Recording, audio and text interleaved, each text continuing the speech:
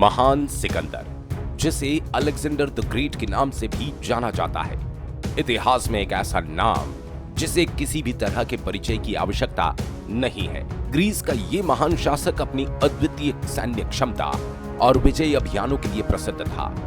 उसका सपना था पूरी दुनिया पर विजय प्राप्त करना और उसने इसके लिए अपने साम्राज्य का विस्तार करते हुए फारस, मिस्र, सीरिया और अफगानिस्तान तक के क्षेत्र को अपने कब्जे में लिया। 326 ईसा पूर्व में जब सिकंदर ने भारत की ओर रुख किया तो उसे किसी नए तरह के युद्ध का सामना करना पड़ा। यह युद्ध था झेलम नदी का युद्ध, जिसे बैटल ऑफ हाइडेस्पिस के नाम से भी जाना जाता है, और उसमें सिकंदर का सामना हुआ भारतीय राजा पोरस से। यह युद्ध सिर्फ दो शासकों की प्रतिद्वंदिता का प्रतीक नहीं था, बल्कि यह सैन्य रणनीति और नेतृत्व और वीरता का अद्वितीय उदाहरण बन गया। जब सिकंदर ने भारत में कदम रखा तो उसकी सेना में लगभग 50,000 पैदल सैनिक, 7,000 घुड़सवार और असाधारण युद्ध उपकरण थे। वहीं पोरस के पास 20,000 पैदल सैनिक, 4,000 घुड़सवार और 130 हाथी थे। पोरस का साम्राज्य झेलम और चिनाब नदी के बीच फैला हुआ था और वह अपनी ताकतवर सेना और युद्ध कौशल के लिए प्रसिद्ध था। सिकंदर के भारत के आने से पहले ही राजा अंभी ने उससे मित्रता की और पोरस के खिलाफ उसे भड़काया, लेकिन पोरस ने सिकंदर को चुनौती दी और अपनी भूमि का बचाव करने का संकल्प लिया। यह पोरस की संकल्प शक्ति और आत्मविश्वास को दिखाता था कि वो किसी भी बाहरी आक्रमण को अपने साम्राज्य में सहन नहीं करेगा। युद्ध की शुरुआत सिकंदर की सैन्य चालों से हुई। उसने रात के अंधेरे का फायदा उठाया और अपनी सेना को नदी पार कराने की योजना बनाई। सिकंदर की यह रणनीति थी कि वो पोरस को भ्रमित कर उसे इस तरीके से हमला करने के लिए मजबूर कर दे जिससे उसकी सेना असमंजस में पड़ जाए। लेकिन पोरस ने अपने सैन्य ताकत का पूरा इस्तेमाल किया।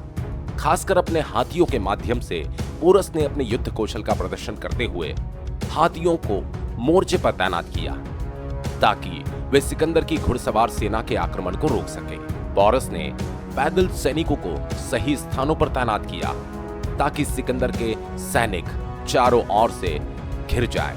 युद्ध के बीच में एक महत्वपूर्ण मोड़ आया जब सिकंदर का प्रिय घोड़ा ब्यूसफेलस मारा गया, जिससे सिकंदर की गति धीमी पड़ गई। फिर भी उसने अपनी सेना को एकजुट किया और युद्ध के मैदान में साहस और नेतृत्व का अद्भुत उदाहरण पेश किया। सिकंदर के आक्रमण और पोरस के कड़े प्रतिरोध के कारण युद्ध ने बहुत बड़ा मोड़ ले लिया। एक समय ऐसा आया जब सिकंदर की घुड़सवार सेना को पोरस के हाथियों ने बुरी तरह घेर लिया। बावजूद इसके सिकंदर ने अपनी रणनीति में बदलाव करते हुए पोरस की सेना पर पीछे से हमला किया और उसे चौंका दिया। युद्ध के दौरान दोनों सेनाओं में भारी नुकसान हुआ, लेकिन सिकंदर ने पोरस के विशालतम सैन्य बल को पीछे धकेलने में सफलता प्राप्त की। फिर भी युद्ध का अंत कुछ अप्रत्याशित था।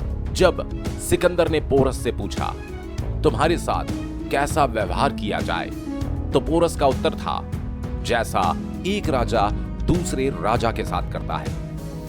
यह पोरस की महानता और सम्मान का प्रतीक था। इस उत्तर ने सिकंदर को गहरे प्रभाव में डाला और उसने पोरस को उसकी धरती पर फिर से शासन करने की अनुमति दी। इसके बाद सिकंदर ने पोरस की सेना के खिलाफ कोई और आक्रमण नहीं किया और समझौता किया। सिकंदर ने पोरस को अपने साम्राज्य में अपने क्षेत्र की हिस्सेदारी दी और उसकी शरण ली। पोरस की बहादुरी ने सिकंदर को पराजित नहीं किया, बल्कि उसे सम्मान और मित्रता का अनुभव करवाया। इस युद्ध ने इतिहास में महत्वपूर्ण स्थान प्राप्त किया। यह न केवल सिकंदर के विजय के सपने का अंत था, बल्कि ये पोरस की वीरता और नेतृत्व का भी अद्वितीय उदाहरण था। सिकंदर को यह सीखने को मिला, केवल सेना की ताकत से विजय नहीं मिलती, बल्कि विपरीत परिस्थितियों में भी साहस और रणनीति का बहुत महत्व होता है। सिकंदर के इस युद्ध के बाद भी उसकी यात्रा जारी रही, लेकिन उसकी सेनाएं थक चुकी थी और उसे भारत में आगे बढ़ने का कोई मन नहीं था। इसके बाद सिकंदर ने भारतीय उपमहाद्वीप को छोड़ने का निर्णय लिया। वहीं पोरस की बहादुरी और सम्मान के कारण वो भारतीय इतिहास में एक स्थायी छाप छोड़ गए। ये युद्ध आज भी सैन्य रणनीति का अध्ययन करने वालों के लिए एक अद्वितीय उदाहरण बना हुआ है। पोरस और सिकंदर के बीच का ये संघर्ष हमें सिखाता है, कभी कभी सही नेतृत्व और रणनीति से किसी भी बड़े शत्रु को हराया जा सकता है, चाहे वो कितना भी शक्तिशाली क्यों ना हो। ये युद्ध वीरता, नेतृत्व और सम्मान का प्रतीक है। राजा पोरस और सिकंदर का ये युद्ध हमें सिखाता है, सच्ची शक्ति कभी भी किसी संख्या या बल में नहीं होती, बल्कि इसमें अपने नेतृत्व, साहस और सम्मान की भूमिका होती है। पोरस का ये उदाहरण हमें बताता है, कोई भी कठिनाई हमें हमारी पहचान नहीं बदलने देती, बल्कि हमें और मजबूत बनाती है। दोस्तों, आप इस युद्ध के बारे में क्या सोचते हैं? क्या पोरस की वीरता को उस समय सही तरीके से सराहाया गया? हमें कमेंट में अपनी राय जरूर बताएं और इस वीडियो को लाइक और शेयर करना न भूलें। साथ ही ऐसी ही ऐतिहासिक घटनाओं के लिए हमारे चैनल को सब्सक्राइब करें।